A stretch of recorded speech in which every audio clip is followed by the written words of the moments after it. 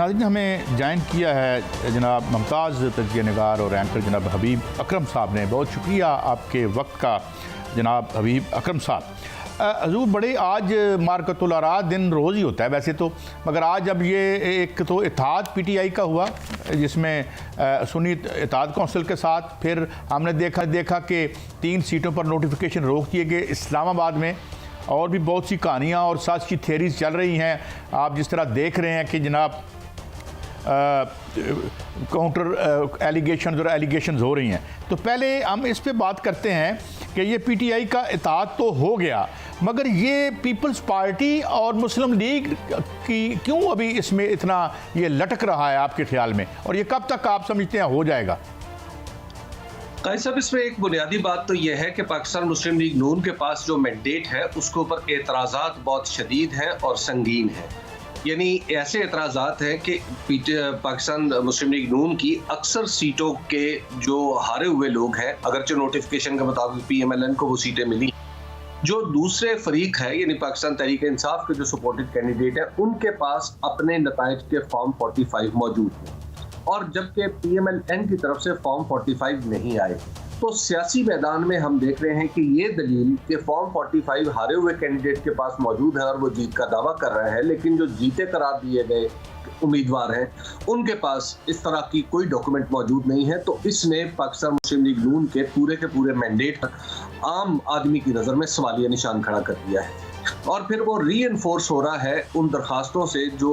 इन नताइज के खिलाफ election commission में और अदालतों में गई हैं। और आज इस्लामाबाद हाई कोर्ट ने जब नोटिफिकेशन इस्लामाबाद की नशिस्तों के मुअत्तल किए हैं, तो उससे भी एक नया सवालिया निशान खड़ा हो गया है। तो जिस जमात का मैंडेट क्लियर ना हो उससे कोई भी पार्टी हाथ मिलाने से गुरेज करेगी, और पाकिस्तान पीपल्स पार्टी की जो गुरेज है वो उसकी जो एक बदीही और फौरी वजह है वो तो यही है। दूसरी बात यह है कि पाकिस्तान पीपल्स पार्टी का ये ख्याल है कि जब भी हम PMLN के करीब गए हैं तो हमें पंजाब में स्पेस नहीं मिली, बल्कि पंजाब में हमें मुश्किलात का सामना करना पड़ा है। और बिलावल भुट्टो जरदारी ने जो इस इलेक्शन में एक बड़ा यानी यूं कहिए कि मार्कतुल आरा कदम उठाया, वो ये था कि खुद उन्होंने एक उम्मीदवार के तौर पर लाहौर की एक सीट से इलेक्शन लड़ा। अब यहाँ पे वोटों की कैफियत क्या थी, कम पड़े या ज़्यादा पड़े, लेकिन इसके बाद उन्होंने ये साबित कर दिया पाकिस्तान के पूरे सियासी मंजरनामे पर कि वो पंजाब में आइंदा एक सीरियस कंटेंडर बन के सामने आएंगे। तो PMLN के साथ इत्तेहाद में दरअसल पाकिस्तान पीपल्स पार्टी की ये जो मुस्तकबिल की अप्रोच है, और जाहिर है मुस्तकबिल की अप्रोच की जब हम बात करें तो बिलावल भुट्टो जरदारी साहब का नक्शा जो उनके जहन में है वही ज़्यादा हमारे सामने रहता है या रहना चाहिए। तो इसलिए मुझे लगता है कि ये गुरेज का रास्ता इख्तियार कर रही है पाकिस्तान पीपल्स पार्टी। लेकिन अल्टीमेटली जो पाकिस्तान के अंदर एक हुकूमत तो बननी है, और ये हुकूमत जिस तरह भी बने, मेरा ख्याल है कि दोनों फरीक यानी पीपल्स पार्टी और PMLN इस बात पे मजबूर हैं कि किसी न किसी सतह पर आपस में इत्तेहाद करें या इत्तफाक करें या कोई मखलूत हुकूमत का डोल डाले। तो मुझे लगता है कि आइंदा चंद दिनों में ये मामला काफ़ी हद तक ये क्लियर हो जाएगा। चलें, लेकिन ये एक तो ये आपने कहा कि लेकिन ये जो अब इंतखाबी हो रहा है, जो अदालतों में जो केस पहुंच गया है, और इसके बाद कमिश्नर साहब का आना, और फिर ये बात भी हो रही है कि कुछ और आवाज़ें भी शायद इस तरीके से आ जाएं, मुबैना ज़मीर जो है उसको कोई जगा दे, जिस तरह हमने पहले भी देखा। तो ये एक इनस्टेबिलिटी का पीरियड ही एक्सटेंड करता नज़र आता है आपको, या हम समझते हैं कि सिलेक्शन के बाद कोई एक सेम्बलेंस ऑफ स्टेबिलिटी आ जाएगी? हबीब साहब, देखिए, मुझे नहीं लगता कि स्टेबिलिटी आएगी। उसकी वजह यह है कि माफ़ कीजिएगा, उसकी वजह काई साहब ये है कि आप देख रहे हैं कि जिस पार्टी से वास्ता है, मिसाल के तौर पर पाकिस्तान तहरीक इंसाफ से, तो पाकिस्तान तहरीक इंसाफ ने 2013 में एक मुबैना धांधली को भी एक्सेप्ट नहीं किया था। हालांकि वो बाद में अदालत में जाके साबित हो गई कि ये कोई बाकायदा मुनज़्ज़म धांधली नहीं थी, कहीं किसी ने धूल धप्पा किया हो तो अपने जोर पे कुछ कर लिया हो, तो उसको भी पाकिस्तान तहरीक इंसाफ ने एक्सेप्ट नहीं किया था। और उसके नतीजे में 2013 में जो हुकूमत बनी थी नवाज शरीफ साहब की, उसके बारे में वो भी एक कमज़ोर हुकूमत साबित हुई अल्टीमेटली। इसी तरह जो ये मामला जी, जी। तो किसी इंडिविजुअल का मामला यानी इंडिविजुअल सीट्स का मामला नहीं है। कई दर्जन नशिस्तें हैं कौमी असम्बली की और कई दर्जन नशिस्तें हैं पंजाब असम्बली की और एक दर्जन से ज्यादा कराची की नशिस्तें हैं कौमी असम्बली की और कई दर्जन वहां पे भी कम से कम 180 सीटें तो उन्होंने क्लेम की ना आज गौहर साहब ने इसमें बैठे हुए। तो अब जाहिर है कि अगर कौमी असम्बली में हबीब अकरम साहब ये सिलसिला चलता है तो फिर सूबाई असम्बली में भी तो वो क्लेम करेंगे। तो क्या खबर है आपके पास कि सूबाई असम्बली में क्या वो इधर भी जो है वो एतराज़ात उठाने जा रही है PTI या जो अब एक इत्तेहाद बन गया है कौंसिल का?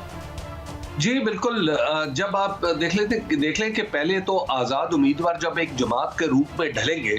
और एक मुनज़्ज़म शक्ल इख्तियार करेंगे तो डेफिनेटली उनका वजन बढ़ जाएगा, क्योंकि अभी जितने बहुत सारे जो आज़ाद उम्मीदवार पाकिस्तान तहरीक इंसाफ की हमायत से जीते थे उनमें से कुछ के टूटने की खबर आती है, कुछ के जुड़ने की खबर आती है, कुछ के बारे में कुछ कहा जाता है और उनमें से कई एक तो ऐसे भी हैं जो मफरूर भी है। तो लिहाजा जब एक मुनज़्ज़म शक्ल में ये जुड़ेंगे तो उसके बाद ये कंटेस्ट करने के काबिल हो जाएंगे। तो जब एक कंटेस्ट करने के काबिल हो जाएगी कोई पार्टी तो आप जरा तसव्वुर कीजिए कि आगे चल के यानी अगर आज के नंबर्स देखें तो उनकी 91 नशिस्तें हैं और 91 नशिस्तों के बाद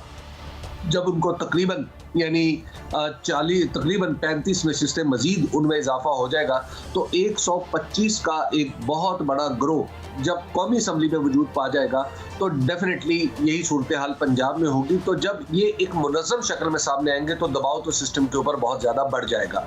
तो उसके नतीजे में पंजाब के अंदर भी मेरी मालूमात के मुताबिक पाकिस्तान तहरीक इंसाफ इस बात पे काम कर रही है कि कौन कौन सी नशिस्तें ऐसी हैं जहाँ के फॉर्म 45 उनके पास मौजूद है। फिर एक का हमें यह भी ज़हन में रखना चाहिए काजी साहब कि इस इलेक्शन से पहले फॉर्म 45 माफ कीजिएगा रिसीव करना और उसको संभाल के रखने की स्ट्रेटजी सिर्फ और सिर्फ बनाई ही पाकिस्तान तहरीक इंसाफ ने थी। दीगर जमातें फॉर्म 45 के बारे में उतनी विजिलेंट भी नहीं रही और एक्टिव भी नहीं रही। तो लिहाजा जो उस एक इलेक्शन से पहले एक जो तासुर था कि शायद PML माफ कीजिएगा तहरीक इंसाफ जो है धांधली का निशाना बनेगी, तो उसने इसका ये इलाज किया हुआ था कि मौका ब मौका उसने मुख्तलिफ फोरम को इस्तेमाल किया, वहाँ पे दरखास्तें दी, अपनी इलेक्शन कैंपेन के दरमियान की मुसीबत आई तब भी दरखास्त दी। हजूर बड़े आज मार्कतुल आरा दिन रोज़ ही होता है वैसे तो, मगर आज अब ये एक तो इत्तेहाद PTI का हुआ जिसमें सुन्नी इत्तेहाद कौंसिल के साथ फिर हमने देखा कि 3 सीटों पर नोटिफिकेशन रोक दिए गए इस्लामाबाद में और भी बहुत सी कहानियाँ और सच की थेरीज चल रही हैं। आप जिस तरह देख रहे हैं कि जनाब काउंटर एलिगेशन और एलिगेशंस हो रही हैं। तो पहले हम इस पे बात करते हैं कि ये PTI का इत्तेहाद तो हो गया मगर ये पीपल्स पार्टी और मुस्लिम लीग की क्यों अभी इसमें इतना ये लटक रहा है आपके ख्याल में, और ये कब तक आप समझते हैं हो जाएगा? काजी साहब इसमें एक बुनियादी बात तो यह है कि पाकिस्तान मुस्लिम लीग नून के पास जो मैंडेट है उसके ऊपर एतराज़ात बहुत शदीद हैं और संगीन है। यानी ऐसे एतराज़ात हैं कि पाकिस्तान मुस्लिम लीग नून की अक्सर सीटों के जो हारे हुए लोग हैं, अगरचे नोटिफिकेशन के मुताबिक PMLN को वो सीटें मिली, जो दूसरे फरीक है यानी पाकिस्तान तहरीक इंसाफ के जो सपोर्टेड कैंडिडेट है उनके पास अपने नताइज के फॉर्म 45 मौजूद हैं और जबकि PMLN की तरफ से फॉर्म 45 नहीं आए। तो सियासी मैदान में हम देख रहे हैं कि ये दलील कि फॉर्म 45 हारे हुए कैंडिडेट के पास मौजूद है और वो जीत का दावा कर रहे हैं, लेकिन जो जीते करार दिए गए उम्मीदवार हैं उनके पास इस तरह की कोई डॉक्यूमेंट मौजूद नहीं है। तो इसने पाकिस्तान मुस्लिम लीग नून के पूरे मैंडेट आम आदमी की नज़र में सवालिया निशान खड़ा कर दिया है।